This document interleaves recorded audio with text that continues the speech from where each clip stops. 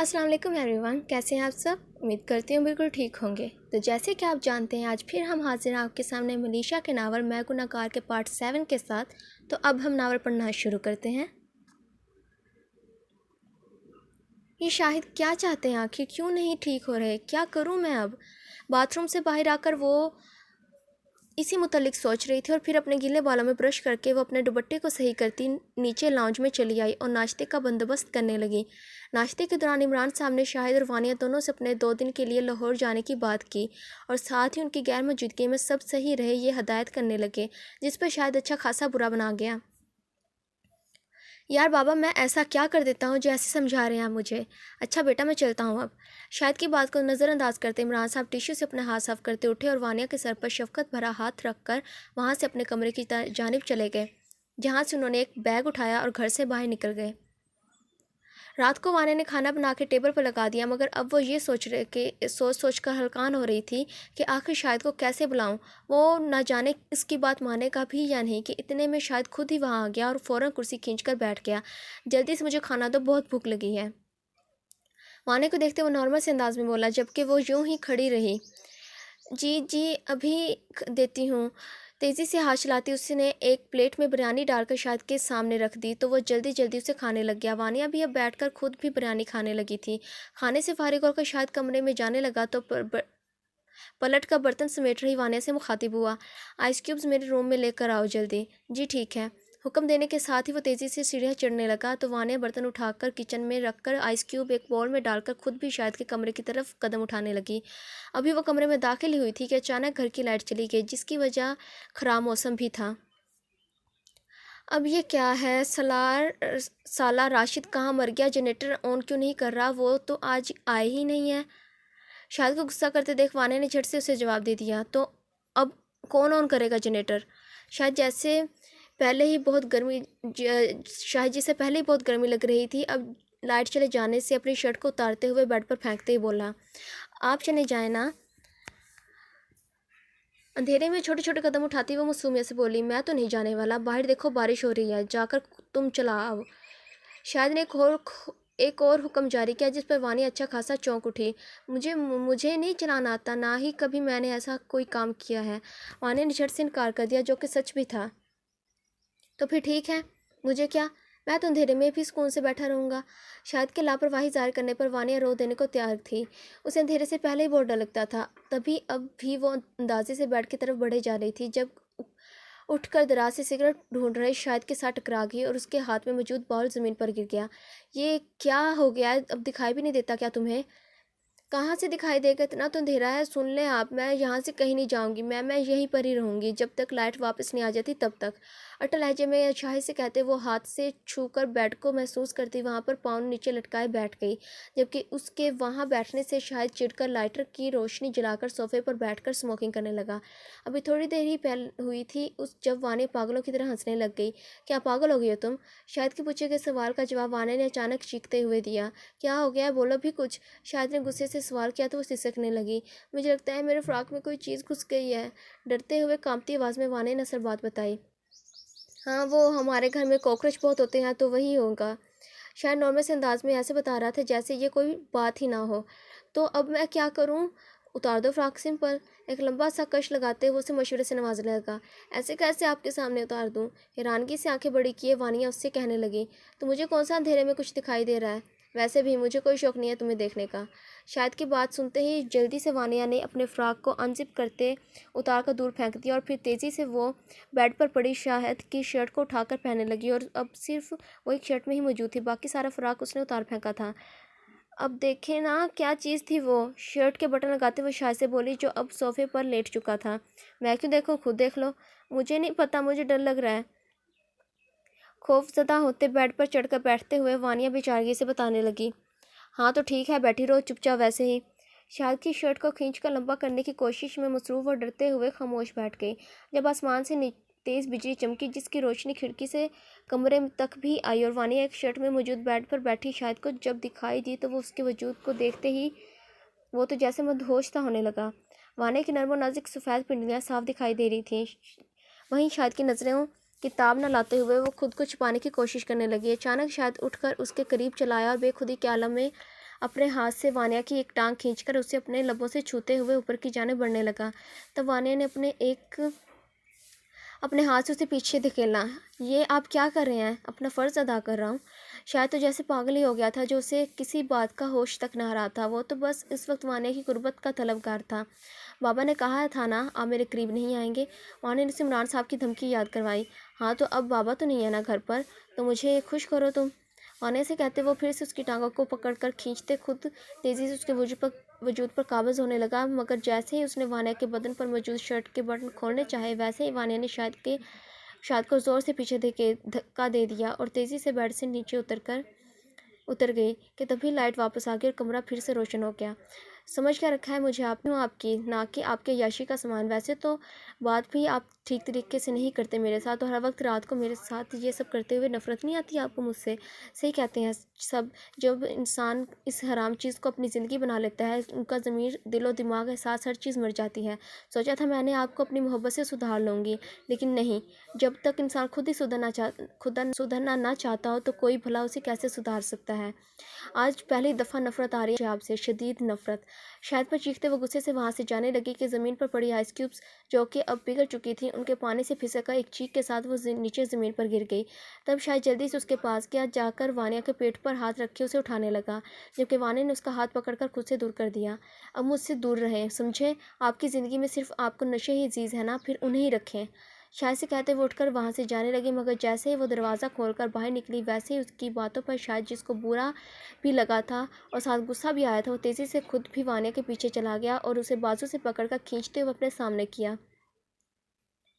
तुम होती कौन हो मुझे बातें सुनाने वाली? मेरे बाबा ने मुझे कभी इतना कुछ नहीं कहा, तो तुम कौन होती हो? बीवी हूँ, आपकी बीवी। अंकल जी ने यही तो गलती की है जो आपको आपके हाल पर छोड़ दिया, और अब तो आप इतने बेहिस हो गए हैं कि किसी और इंसान की कोई परवाह ही नहीं रही है आपको। अब ऐसा भी क्या हो गया था 1 साल पहले जो इतने बेहिस हो गए हैं आप? बोलें भी, बताएं मुझे। शायद के चेहरे के करीब अपना चेहरा किया है, वो उससे जवाब तलब कर रही थी, जो कि अपनी नज़रें चुराने में मसरूफ़ था। मैं तुम्हें क्यों बताऊँ? काफ़ी देर बाद कहा भी तो उसने। क्या? आपको बताना ही पड़ेगा। वह बोलें, ऐसा क्या किया है आपने जो खुद को ऐसे सज़ा देते हैं? बोलें भी शाहिद। कुछ कुछ कुछ नहीं किया मैंने, और तुमने खुद से बात ही नहीं मैंने तुमसे बात ही नहीं करनी। वानी की बात से खाइफ होकर शायद उससे अलग होकर वापस अपने कमरे में जाने लगा, तब वानी ने उसका हाथ पकड़कर उसे रोका। क्यों? अब डर कर जा रहे हैं आप? इसके अलावा और आप कर भी क्या सकते हैं? पता नहीं क्या जुर्म किया है जिसे बताने की बजाय इस नशे का सहारा ले लिया आपने। वानी के कहते ही शायद ने गुस्से से उसके मुंह पर अपना हाथ रख दिया और धकेलते हुए वानी को अपनी दाईं जानब दीवार के साथ लगा दिया। बकवास बंद करो अपनी। तुम्हें कोई हक नहीं है मुझे इतनी बातें सुनाने का और मेरा माजी के बारे में पूछने का। हाँ, क्या किया था मैंने? एक जुर्म, बहुत बड़ा जुर्म, लेकिन उसके बारे में किसी को भी नहीं बताऊंगा मैं। मेरे साथ ही इस दुनिया से ये राज भी चला जाएगा। अब दोबारा अगर तुमने इस मौजू पर बात करने की कोशिश भी की तो मुझसे बुरा कोई नहीं होगा। वाना के चेहरे पर झुकते उसकी नज़रों में अपनी वहशत ज़्यादा नज़रें गाढ़े वो दांत पीसते हुए वह बोला, और फिर उससे अलग होकर वापस अपने कमरे में चला गया, जबकि वानिया वहीं खड़ी सोचने लग गई। ये तो सच निकली बात कि शायद से कोई तो ऐसी हरकत हुई है जो ये ऐसे खुद को सजा दे रहे हैं। मुझे कुछ तो करना ही पड़ेगा अब। खुद से बड़बड़ाते वानिया ने शायद के कमरे के बंद दरवाजे को देखा और फिर अपने कमरे में घुस गई। काम तो 2 दिनों का था, मगर उसे जल्दी ख़त्म करके अगली ही सुबह इमरान साहब वापस घर आ गए थे। तब वानिया उनसे मिलने उनके कमरे में गई और साथ ही रात वाली बात उन्हें बता दी।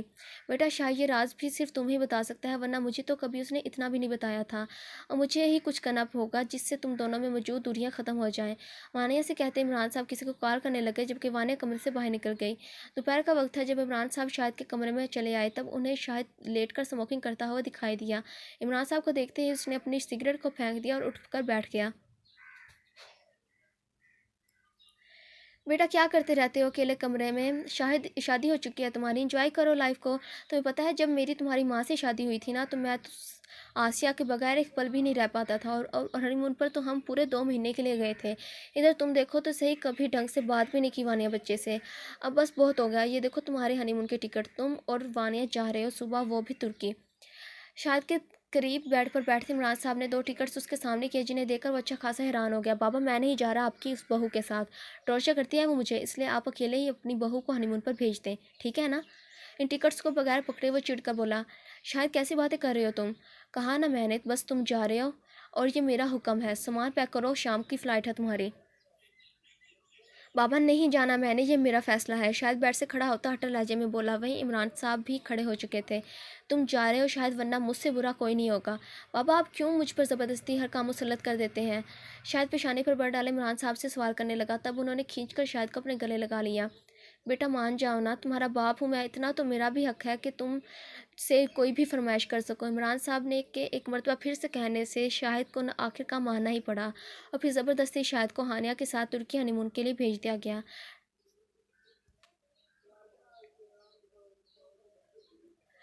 रात की फ़्लाइट से जब वो दोनों प्लेन में बैठ गए तब वानिया क्योंकि ज़िंदगी में पहली दफ़ा प्लेन में सवार हुई थी, तो जब प्लेन उड़ने लगा तब वानिया ने शायद की बाजू को खौफजदा होते मजबूती से पकड़ लिया। क्या हो गया? अब यहाँ से तो गिर तो नहीं जाओगी ना तुम, जो ऐसे बिहेव कर रही हो? वानिया से कहकर वो हंसते हुए उसका मजाक उड़ाने लगा। तब अपनी आंखें मजबूती से बंद करके बैठी वानिया ने आंखें खोलकर उसे देखा। क्या पता अगर क्रैश हो गया तो क्या बनेगा हमारा? वानिया अपने दिल में मौजूद खौफ उसे बताने लगी। बुरे लोग इतने जल्दी नहीं मरते और तुम्हारे साथ जो इंसान बैठा है वो बहुत बुरा है, सो रिलैक्स। एक खोखली से मुस्कुराहट के साथ वो वानिया से बोला, जो अब संजीदगी से उसे देख रही थी। नहीं तो मुझे तो आप बिल्कुल भी बुरे नहीं लगते, बल्कि आप ज़बरदस्ती बुरे बनने की कोशिश ज़रूर करते हैं।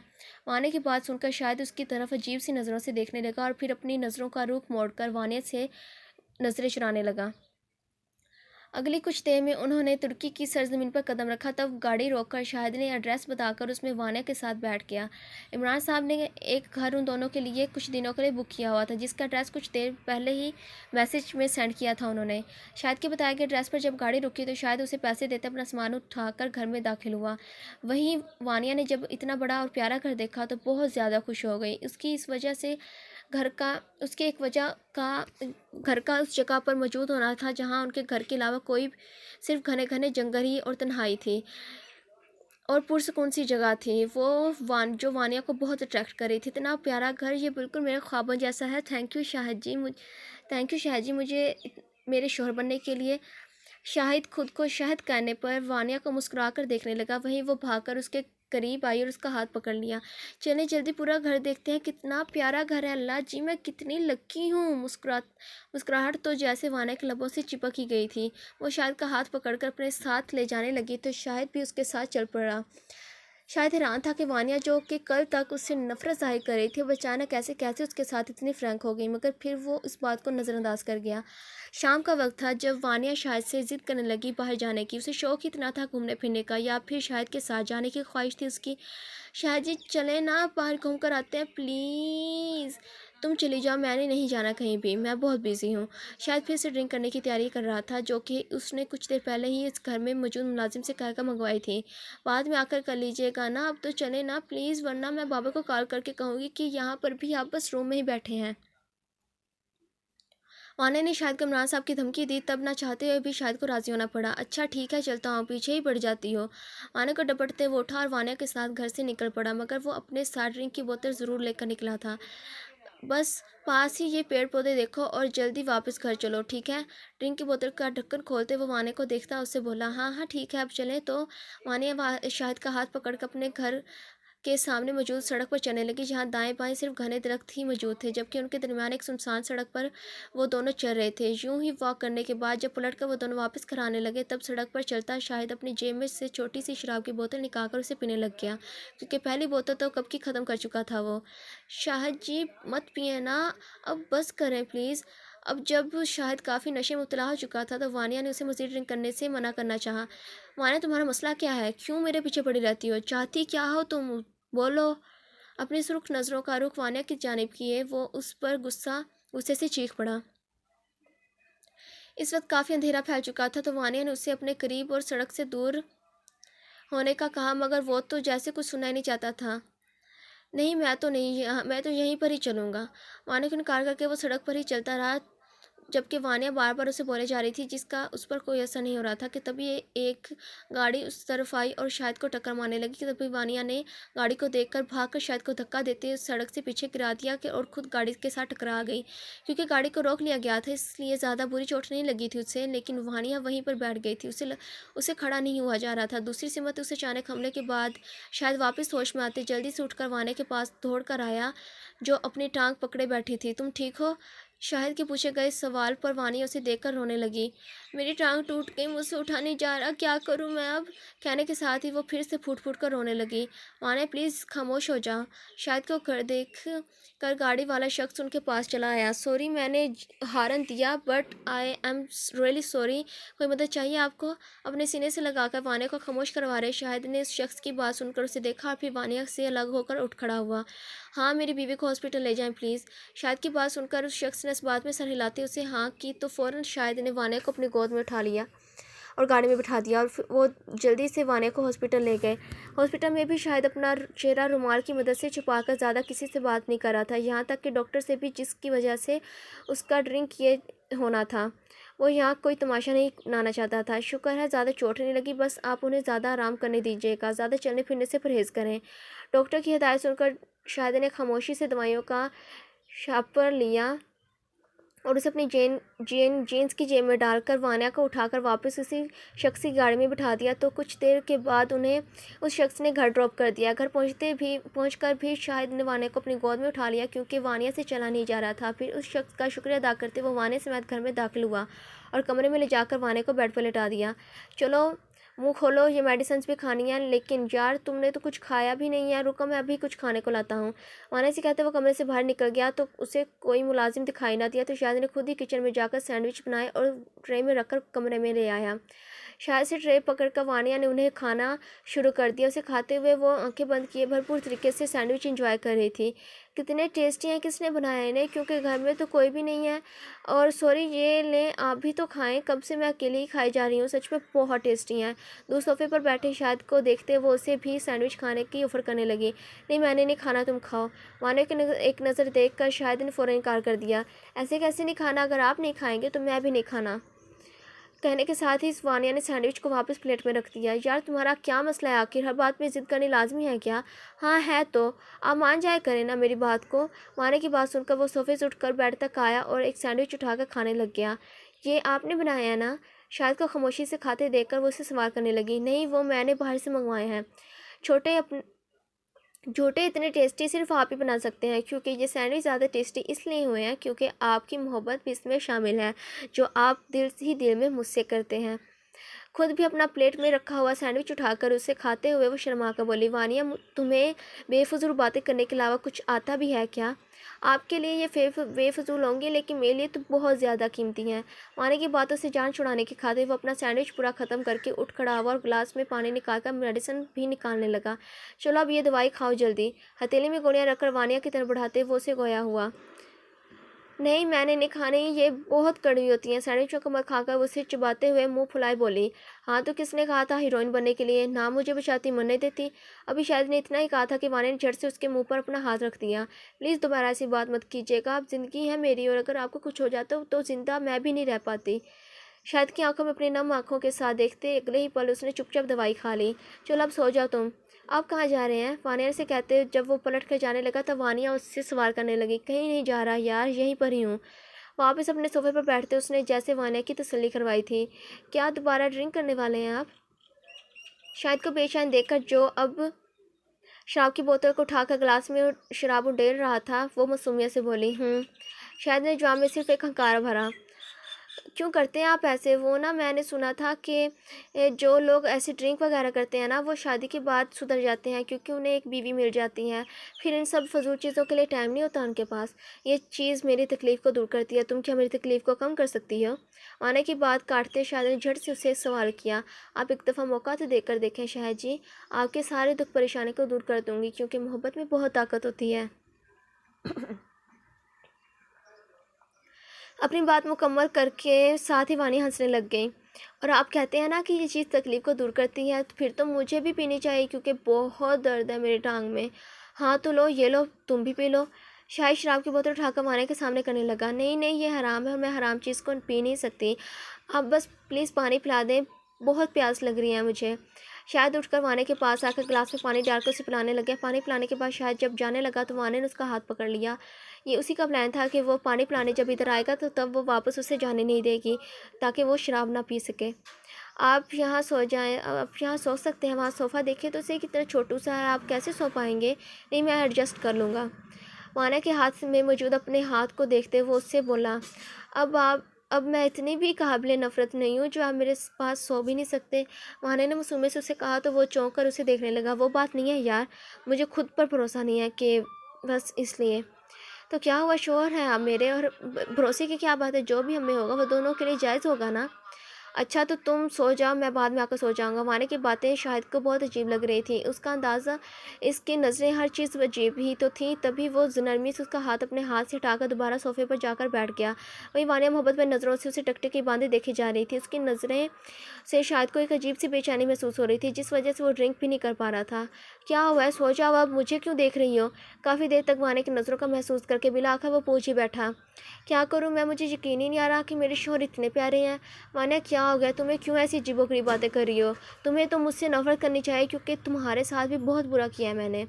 शायद अपनी तरफ से वाने को समझाना चाहा कि वो उससे मोहब्बत करके कोई गुनाह कर रही है। पता नहीं क्यों शायद जी, मुझे आप में कोई बुराई दिखाई नहीं देती। आप पर सिर्फ टूट का प्यार आता है। मुझे दिल करता है कि बस हर वक्त आपको देखती ही रहूं। अपने एक हाथ अपने गाल पर रखे वो दीवाना वालों से देखती किसी आशिक से कम दिखाई नहीं दे रही थी। बस कर दो अब, लगता है तुम्हारे दिमाग पर चोट लग गई है। हाय, इस दिल पर आपकी मोहब्बत की चोट लगी है शायद जी, और बहुत बुरी लगी है सच में। और हाँ, इतना दूर क्यों बैठे हैं आप मुझसे, यहाँ पास आकर बैठ जाएं। वानी की बातें सुनकर शायद ड्रिंक का गिलास वैसे ही पकड़े बैठा था, उससे ड्रिंक किया ही नहीं जा रहा था। वहीं अब वानिया के कहने पर वो गिलास सोफे के सामने मौजूद टेबल पर रखकर उठकर बेड पर जाकर बैठ गया। खुश, अब तो सो जाओ। एक छत पर सोऊंगी मैं, पहले आप प्रॉमिस करें कि आप मेरे ख्वाबों में सिर्फ और सिर्फ आप ही आएंगे। वानिया की बात सुनकर शायद जोर से हंसने लग गया। यार सच में पागल हो गई हो तुम, आपके इश्क ने पागल कर दिया है मुझे शायद जी। कहने के साथ ही वानिया उठकर बैठने लगी कि अचानक टांग में दर्द होने की वजह से वो करा उठी, जिस पर शायद जल्दी से उसके करीब चला आया और उसके गाल पर हाथ रखकर उसे देखने लगा। यार क्या हो गया, तुम्हें पता है ना चोट लगी हुई है, अब चुपचाप लेटो और सो जाओ। खड़ा होकर वानिया को फिर से बेड पर लेटाते हुए उससे बोला, अच्छा सो जाती हूँ, लेकिन क्या मैं आपका हाथ पकड़ सकती हूँ, ऐसे मुझे और सुकून की नींद आएगी प्लीज़। वानिया की एक नई फरमाइश करना चाहते हुए भी शायद को राज़ी होना पड़ा। क्या यार, अच्छा ठीक है, चलो सो जाओ अब। आप ही तो लेट जाए ना शायद जी प्लीज़। शायद का हाथ पकड़कर उसकी आंखों में देखते वो बेड की तरफ इशारा करने लगी। ओके। वानिया से हाथ छुड़वाकर शायद दूसरी सिमत बेड पर वानिया के पास लेट गया तो वानिया उसका हाथ पकड़कर अपने गाल पर रख के सो गई। और फिर न जाने उसे देखते कब शायद की भी आंख लग गई। सारी रात वानिया शायद का हाथ पकड़े यूं ही सुकून से सोई रही, और शायद भी आज कितने दिनों बाद इतने अरसे की नींद सोया था। तो फ्रेंड्स बताएं कैसे को हमारा आज करती हूँ, बहुत अच्छा लगा होगा। तो अब आप हमारे चैनल को सब्सक्राइब करें ताकि आपको फेवरेट राइटर मनीषा के न्यू नावल्स मिलते रहें, जो कि वो बहुत ज़बरदस्त लिख रही हैं। अब इंशाल्लाह ये जब ख़त्म हो जाएगा तो हम वो भी आपके साथ शेयर करेंगे। तो तब तक आप हमारी वीडियो को लाइक करें, कमेंट करें, शेयर करें, और हमें भरपूर सपोर्ट करें, ताकि हम भी आपके सामने इसी तरह नावल्स पेश करते रहें। अब होगी कल आपसे मुलाकात एक नई वीडियो के साथ। आज के लिए खुदा हाफिज़।